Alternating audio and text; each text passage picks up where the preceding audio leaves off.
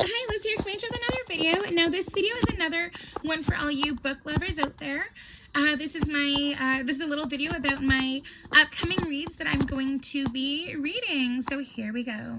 So not sure if you guys have read any of these books here, but these are some of the books that I'm about to be reading in the next little while. So the first one on the left is Jodi Picoult, The Book of Two Ways. She's one of my favorite authors, and I've read many books by her. Honestly, if I could relate her type of novels to anyone else, like any other authors I maybe read when I was younger, I would kind of say that she's a little bit like Lurleen McDaniel in some ways. But like a lot of her books have to do with some controversial subjects. Also too, they can be about families and relationships, and there's always something interesting in her books. I really look forward to reading that one. Another one that I'm going to be reading soon is Lori Foster, Let Me Be the One. And Lori Foster is another one of my favorite authors. And another one I'm about to be reading soon is Helene Hunting, Love on the Lake. So I have already read the first book in this series, or this set of books, which was Love Next Door. And now this is the second book in the series. So this book is actually the sister of the guy in the first book and one of the neighbors that live in Pearl Lake. I'm really excited to read that book. And this book by Lori Foster, Let Me Be the One, I haven't yet read this, but I've read many of Lori Foster's books. I've read a few of her series. Jodi Picoult, one of my favorite books by her that I've read is Sing You Home, and also to another one, another favorite book there's also a couple other favorite books I have by her. So let me know also in the comments if you've read any of these authors, or also who your favorite author is. Okay, so synopsis time here. So Let Me Be the One. So here's a close-up of the cover. And so then it says here on the back, she's more than the girl next door. She's the only one who got away. When Callie McCallahan left Hooker, Kentucky, she thought it was for good. Her parents moved the family away to pursue financial success. Since then, she's had some bumps in the road, most recently the humiliation of a failed engagement. When she inherits her uncle's farm in her old neighborhood, it's the perfect do-over. With her social media skills, she'll attract a whole new following and restart her career. The only thing is, she knows nothing about farming. For Tanner Patrick, Callie was the only one who got away. He crushed on her in high school, but she barely knew he existed. 10 years later, she's back, and now she lives next door. Tanner keeps his head down and focuses on his family tree farm. But when he sees Callie is in way over her head and looking pretty down to earth and happy, Tanner finds her impossible to ignore. When Callie stumbles through the woods and encounters her sexy chainsaw welding neighbor, Callie definitely notices Tanner. Could this be the do-over each of them didn't know they needed?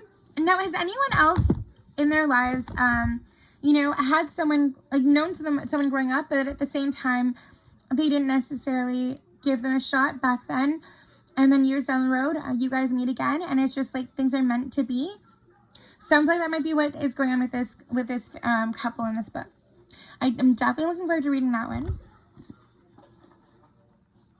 Now, here's a close-up of this one. So this is called, again, The Book of Two Ways by Jodi Picoult. And so this book here, it says here, everything changes in a moment for Dawn Edelstein. She is on a plane when the flight attendant makes an announcement. Prepare for crash landing. She braces herself as thoughts flash through her mind. The shocking thing is, the thoughts are not of her husband, but a man she last saw 15 years ago, Wyatt Armstrong. Dawn miraculously survives the crash, but so do all the doubts that have been suddenly raised. She has led a good life back in Boston. That there is her husband Brian, their beloved daughter, and her work as a death doula, in which she helps ease transition between life and death for her clients. But somewhere in Egypt is Wyatt Armstrong, who works as an archaeologist unearthing ancient burial sights a career that Dawn once studied for but was forced to abandon when her life suddenly intervened. And now, when it seems that fate is offering her second chances, she's not sure she's not as sure of the choice she once made. After the crash landing, the airline ensures that the survivors are seen by a doctor, then offers transportation to wherever they want to go. The obvious destination is to fly home, but she could take another path, return to the archaeological site she left years before, reconnect with Wyatt and their unsolved history, and maybe even complete her research on the Book of Two Ways, the first known map of the afterlife. As the story unfolds, Dawn's two possible futures unspool side by side, as do the secrets and doubts long buried with them. Dawn must confront the question she's never truly asked. What does a life well lived look like? When we leave this earth, what do we leave behind? Do we make choices, or do our choices make us? And who would you be if you hadn't turned out to be the person you are right now? I feel like many of us are wondering that in many ways. Like, many of us are unsure as to whether we're doing the right thing, whether maybe we should have done something else we were thinking about, or maybe had a passion with when we were younger. But yeah, I mean, all of our experiences definitely make us who we are, and it's hard to answer that, that question about, do our choices make us, or do we make the choices we do? Like, or is it just that, the choice that the things that happen are, happen because of the choice they make, that happen, and it's just they lead one thing to another. Yes, this seems really interesting, and I'm very excited to read this book as well. Now, on to Love on the Lake. So this is a close-up of this book here. And as I said, this is the second book in the set of the Lake House. So now with the synopsis, it says, family secrets, troubled pasts, love is always complicated in Pearl Lake. Tegan Firestone has always been the dutiful daughter, especially since her mom died. But as her father finally begins to move on, it's her turn to do the same. Her destination, Pearl Lake, a close-knit community with an entrepreneurial spirit of secrets of its own.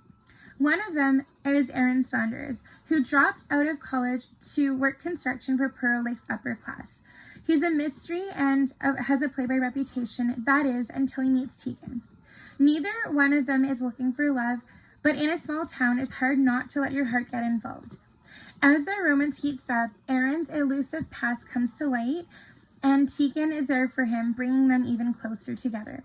But when Tegan is forced to face her own demons, her inability to accept the support of friends and family threatens the life she's worked so hard to build. Can Aaron love her even when she can't love herself?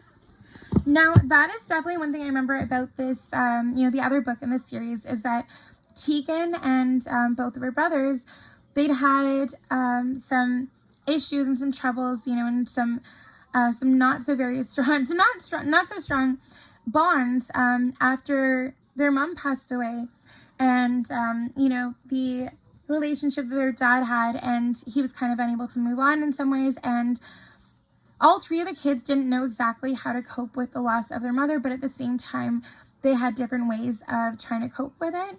And so definitely if you know Helene Hunting's novel, you know that many of the books have actually taken place in Pearl Lake. One thing as well is that, so it's been in a few different series and even some standalone books. So the one series that this town is in is the Lake House series, right? And also too, this town also is in the Little Lies series, and also too,